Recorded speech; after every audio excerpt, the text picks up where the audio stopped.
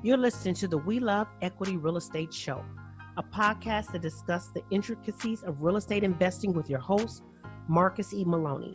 Marcus is a real estate investor best known for being the equity king.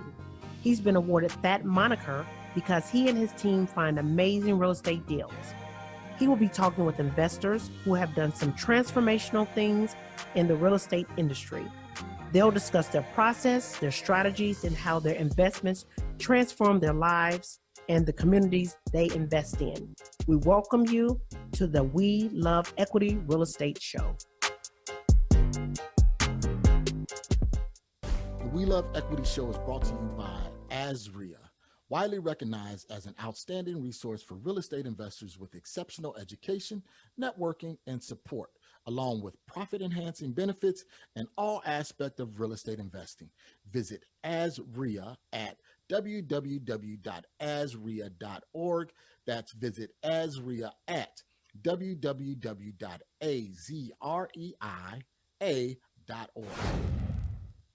All right, guys, welcome to another episode of the We Love Equity Real Estate Show. On today, I'm your host, Marcus Maloney.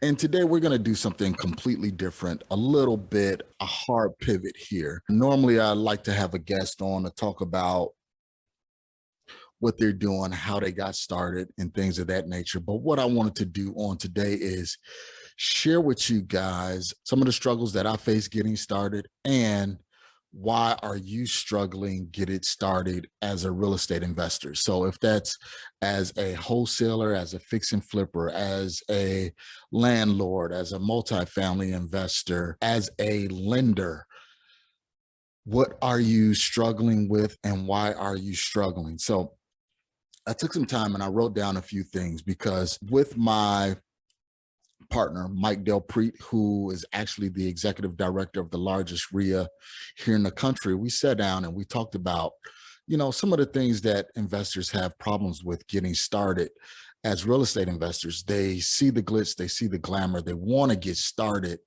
However, they just don't know exactly the steps to get started. And not only that, there's some internal conflicts. There's some things that you as a real estate investor may not notice that you're doing or not doing that would help you along your journey to get started as a real estate investor. So I wanted to take some time today and speak to you all that really have the desire, really have the passion to get started as a real estate investor. But it seemed like that goal is so far away. It seemed like that goal is eons away. We talk to people and do interviews and they are so far down the road. They have 100 units. They're flipping multiple properties a year. They're wholesaling 5 or 6 deals a month, things of that nature. And you're like, man, I'm just trying to do this one deal. How can I get my first deal? How can I make this first transaction happen? I've been reading, I've been watching, I've been listening, I've been following, but there's still something that I'm missing. So I want to kind of go over that on today. This show will not be long, but I hope that it hits home and it comes to heart. And I think that I'm going to be doing more of this in conjunction with the interviews because the interviews also are inspiring. We need that educational component. We need you to be more than just inspired, but we want you to have the information that you need to get out there and take massive action. So the question that I ask you is, why are you struggling getting started as a real estate investor? And I have about 8 things that I've jotted down here. And I looked at this from the perspective of all the people that we coach and that we work with through the REIA and through our own individual education platform and program. These are some of the things that we see as a continuous issue that happens with our newer investors getting started. And I am speaking directly to our newer investors, and I'm speaking to those who are pivoting from maybe one niche of investing and as a real estate investor to another niche. But you could take this to heart and make this applicable to anything in your life. So one I have wrote down is real estate is a want and a desire. You may not be ready to make the commitments needed. So, and what I mean by this is right now we know that real estate is a desired industry. People are trying to get into, crypto, before things became super volatile was something that everybody wanted to get into. E-commerce online was something that everybody wants to get into. But, the main thing is this a desire? Is this a passion? Is this a want? If it's just that, then you will not be successful. And I say that because the next new thing will come out. You will watch YouTube and you'll get a commercial about the next new thing that can help you make, $100,000 a month or $10,000 a month or, $5,000 a month.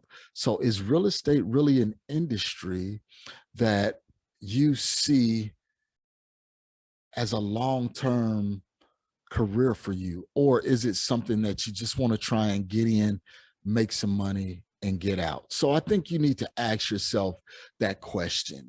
Is this really something that I want to be committed to? My partner, Mike Del Prete, he always says, is it a commitment or no? He says, are you interested or are you committed? And those are two different things. There's a lot of people that's interested in real estate, but there are only a handful that are truly committed. And I ask you today, are you interested or are you committed? Because if you're committed, we can definitely help you. We can work with you and turn that commitment into goals and those goals into dreams and realities.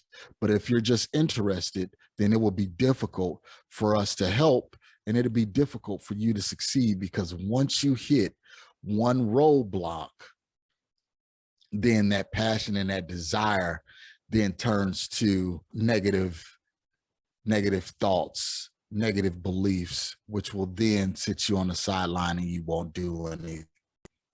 Okay, so again, ask yourself, are you interested or are you committed? Two, go back to commitment, time commitment. Is this something that you're willing to put a lot of time into?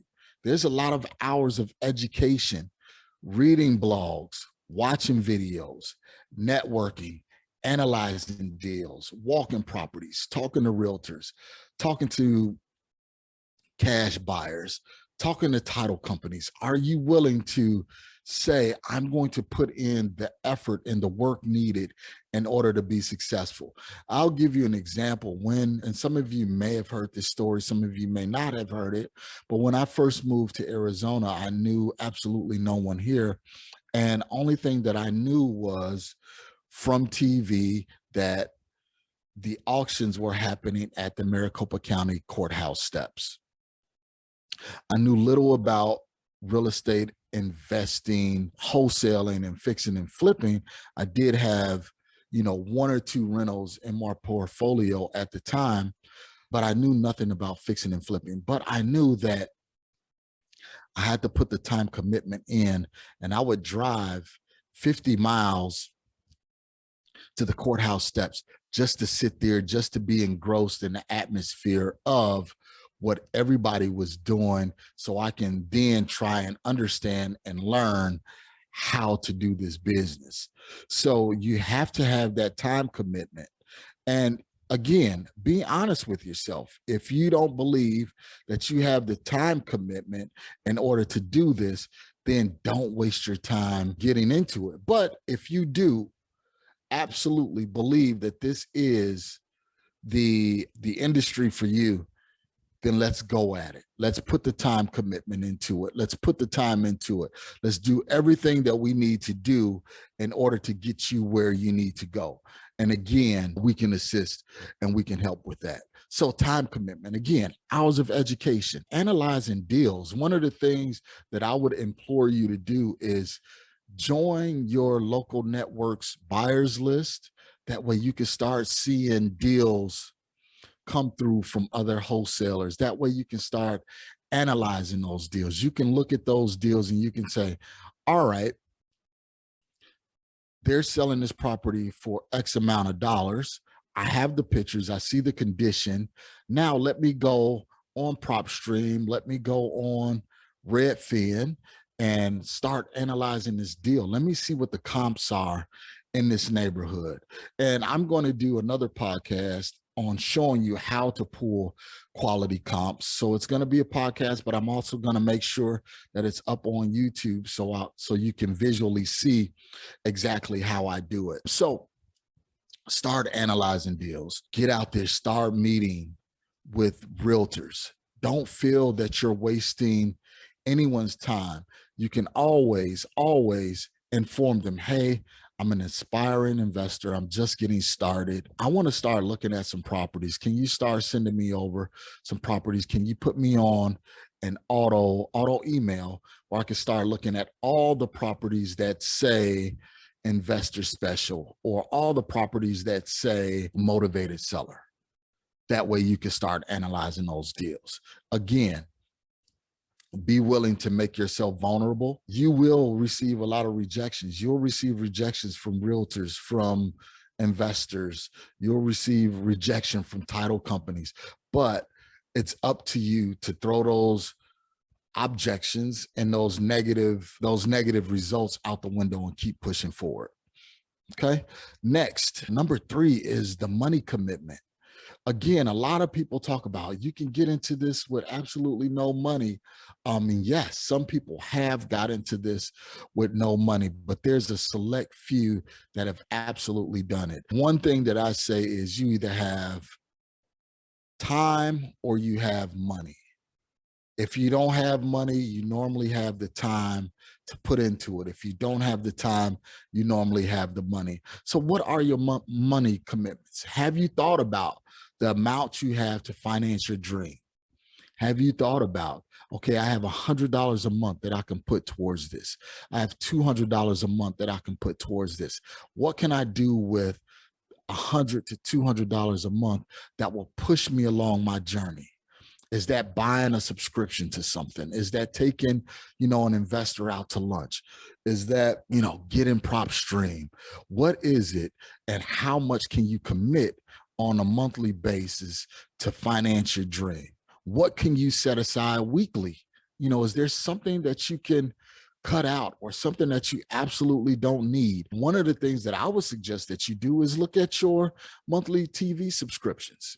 If you have Showtime Plus and you have Hulu Plus, or you have, Stars, things like that. Those little $8, $9 a month that you think are insignificant can go towards financing your dream. So definitely take time to do that. Find out, what are your money commitments? What are your money commitments? You have to have the discipline of doing. Number 4, you have to have the discipline of doing. Are you willing to do what you don't want to do when you don't want to do it? And again, this is tied to commitments. When you don't want to do it, are you still going to do it? When you don't want to go to that next RIA meeting, are you going to get up and go to that RIA meeting? You don't want to call these motivated sellers. Are you going to do it? This directly ties into number 1. If your desire of doing is not strong, then you may not have the passion, you may not have the desire to be successful at being a real estate investor. But again, the caveat to it is, if you have the desire and you have the commitment to do it, and you are disciplined in your doing, you will be successful. I am here to encourage you, and I'm here to let you know that you will be successful at this as long as you do not quit, as long as you do not give up. Trust me, I've been doing this for over a decade. There are still days that I say, I'm not sure if I want to do this, but because I've set aside the time to go over like my positive affirmations, things like that, when I get those negative thoughts, I know how to eliminate those negative thoughts, and I know how to push past those negative thoughts to still get out there and do what sometimes I honestly don't want to do.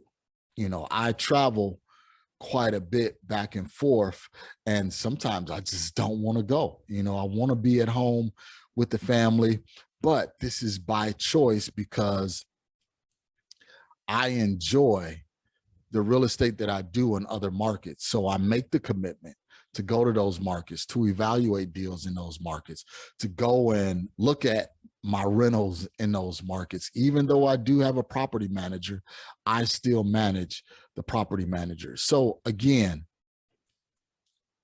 it's the discipline of doing. So let's make sure you have that. So real quick, let's take a quick break, hear a word from our sponsors. When I come back, we'll start to wrap up. I have about 4 more, and then we'll jump right into what you can do, what I've done, and what I know other successful investors have done in order to be successful in this industry. Are you tired of seeing others becoming successful real estate investors and you just don't know where to start? You see all the Instagram posts of others being successful. You see the Facebook ads guaranteeing instant success. You look at tons of YouTube videos, and you even attend seminars just to be tricked into $10, $20, or even $30,000 courses. Well, with the Deal Finders Club, my husband is here to change things for you. Have you said to yourself, I'm deadly afraid to talk to sellers and I have no confidence? I don't know where to find motivated sellers. I don't know where to get a contract from. I don't know how much to offer the seller, let alone where I'm going to get the money from to close the deal. Well, in the Deal Finders Club, Marcus and his partner Mike are going to show you how to overcome all those challenges and more. Find out how by going to azdfc.com. That's azdfc.com. We'll see you inside. Okay, and we're back. And on to number 5. Are you willing to be humble enough to say what you don't know and willing to do what need to be done? I faced this challenge when I got started, and it was in arrogance, and I really had to evaluate myself and look at that level of arrogance. And that level of arrogance basically was, I got into a new industry. Yes, I knew something about real estate, but I wasn't willing to listen to what people were telling me. They were telling me, you need to do this, you need to call, try and call 15 people a day, try and put in at least 1 offer a day, but because of my arrogance, and that arrogance was, I didn't want to feel like I was wasting anybody's time.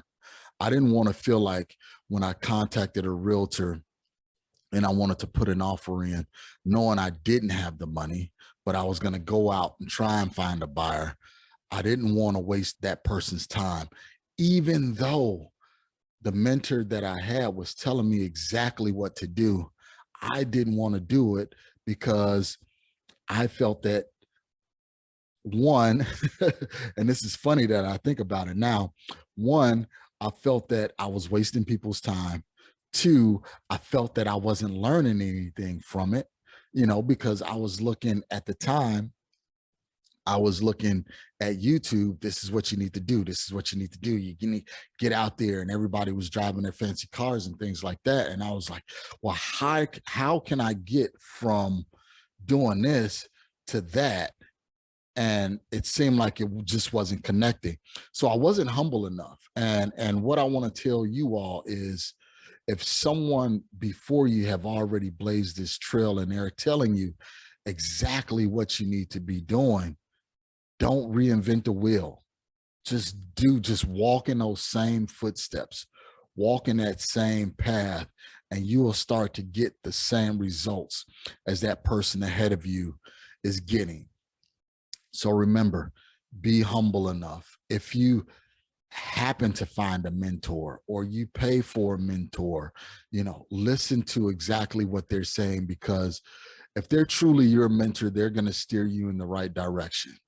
And the only thing you have to do is follow those steps and listen. Number 6, have you clearly identified what drives you? Why are you doing this? Why do you want to do this? Why do you want to be a real estate investor? What intrigues you about real estate? And a lot of people always say, well, the majority of the millionaires in the world and billionaires gain their wealth through real estate, which is true. But until you get to that millionaire and billionaire status, will you have a clearly identified reason why? Because if it's just money, trust me, when things get hard and you're not making any money, you're not going to have the stick to itness. I'll use that word. You won't have the commitment to stay through the process. You know, that's what a lot of people want to do is and I was guilty of this as well. I wanted to cheat the process. You know, I didn't want to take, the 1,000 jump shots a day. I didn't want to write, the 10 offers a day. I didn't want to get on the phone and talk to sellers every day. What I wanted to do, I wanted to hire that stuff out. I wanted to try and make it happen without me doing, work. But in the beginning, you have to do the work in order to understand the level of commitment those who are successful had to go through in order to get where they are. So it's not overnight. It's not magic. You have to put in the sleepless nights, the blood, the sweat, the tears, the conversations with yourself, doubting yourself, the conversations with other investors and you seeing them being successful, but yet you're not being successful. These are the things that sharpens your tools. These are the instances when you're in that midnight hour and you're dark and you're trying to figure out, what am I doing wrong? This is the time that you start sharpening your tool. You start learning your craft. You start understanding, what am I doing wrong? You have to have true self-actualization in order to be successful. Okay. And then again, I've been saying this, I've been saying commitment, but what goes with that is consistency.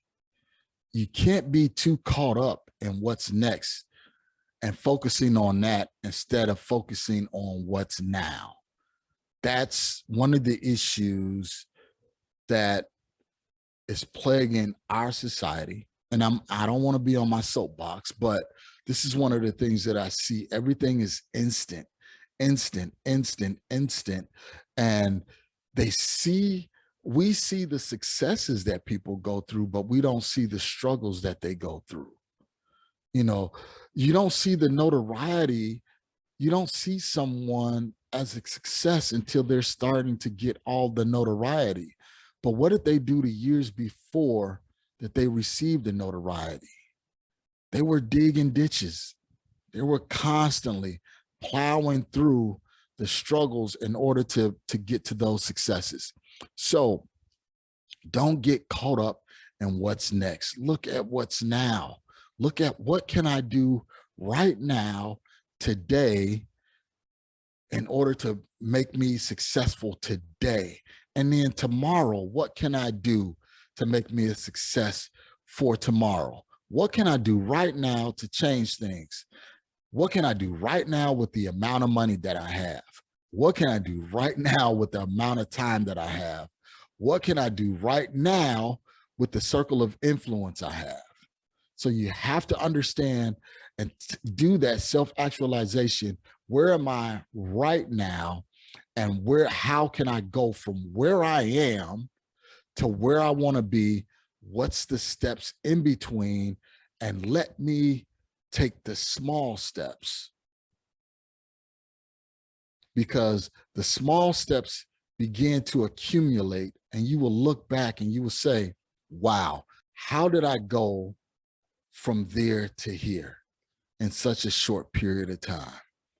And it's going to seem like it's a short period of time, because when you're having success, that's what you feel is that success. But what sustains that success is what you went through in those dark hours.